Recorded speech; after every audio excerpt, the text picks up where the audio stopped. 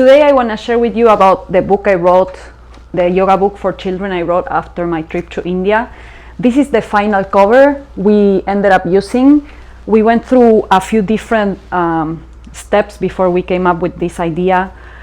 But the main thing here is I want to share that I was so blessed to be in India for 6 months, long time ago, 2010.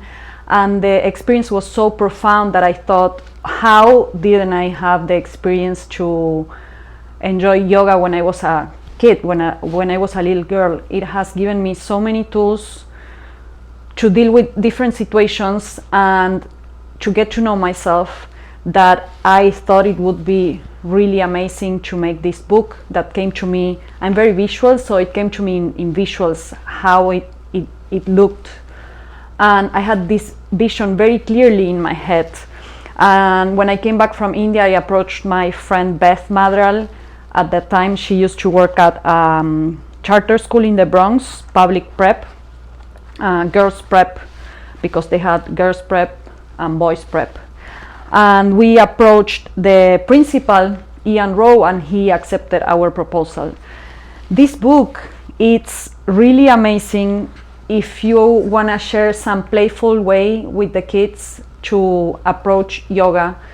It is written in a way that anyone can kind of lead a class, because it's the different asanas that we've chosen are in sequence, in case you want to do like a whole class with them. The way it's created, it's that it is full of art, done in a way that, to me, the kids can relate to the art and feel like inspired that they can also create something with art. All my work, I always join art and spirituality, meditation, yoga, because those are the tools that I choose to express. And right now, after many years of doing them separate, I'm combining them and I'm sharing these tools and these techniques with you in this way. So this book, we wrote it in English, but then we were able to translate it in Spanish, and my grandma did it in German. This was one of the covers which we decided changing because we didn't feel like it represented what we wanted to represent, and we went with this one, as I showed you at the beginning. All the girls are face painted like the asanas they represent, and I want to share the first one with you. To start, you would want to tell the kids to sit. You can sit with them. Sit cross-legged, place your palms facing up on your knees, close your eyes, slowly inhale through your nose while you imagine the breath traveling through your whole body. Hold your breath for 2 seconds. Slowly exhale through your nose while you imagine the breath returning back up to your chest and out through your nose. And that you can repeat 3 times.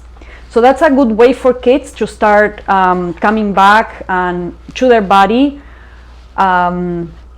It's hard sometimes with younger kids to get their attention for a longer period of time, so you will have to adapt to the situation. The first pose, it's Simhasana, lion pose. If you can see how cute the face painting is. And these kids, these girls, they're all girls, they started yoga when they were 5 years old. And at that time, when we did the book, they were 8, 9 years old. They were very proficient in the practice and they were very excited to be part of it.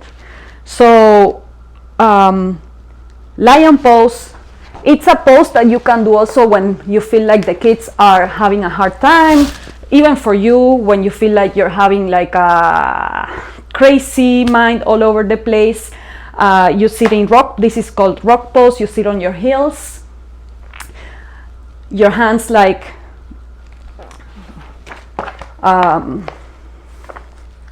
claws, your hands like claws.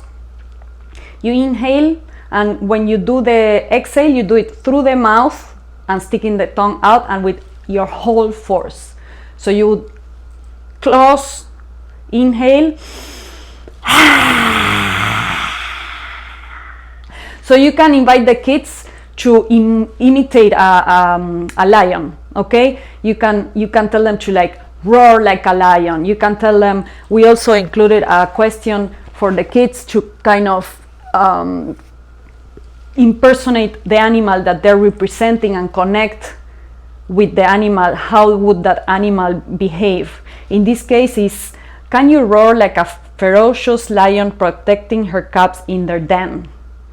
So how would that look like? How would a kid represent that? And there's no right or wrong way to do it, so let them be playful. You can play with them, and this is one exercise that you can do isolated from a whole asana that will help you be playful with kids in a different way, maybe a way that they don't expect an adult to behave. And this is another way we wanted to create a material for adults to be able to interact with kids in a different way, not just always the same way.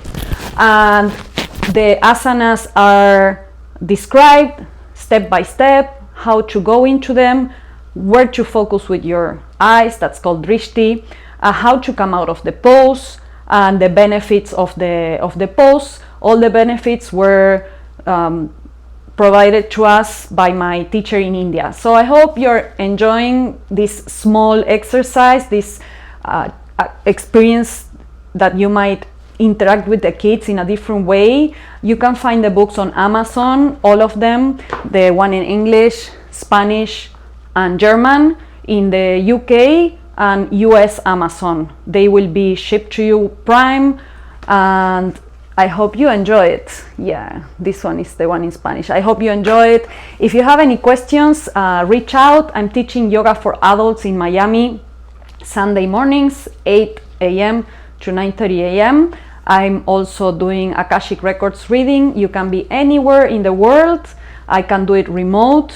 I can also balance your chakras with a crystal pendulum and angelic energy. And I'm missing something. Access bar sessions in person. If you're in Miami, I can do it here in my studio, or I can go to your home.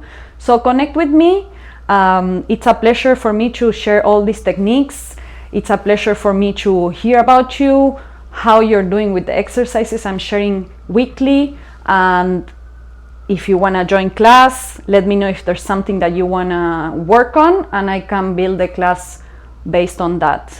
I hope to hear from you, share with your friends, stick around for more practical exercises to expand your life.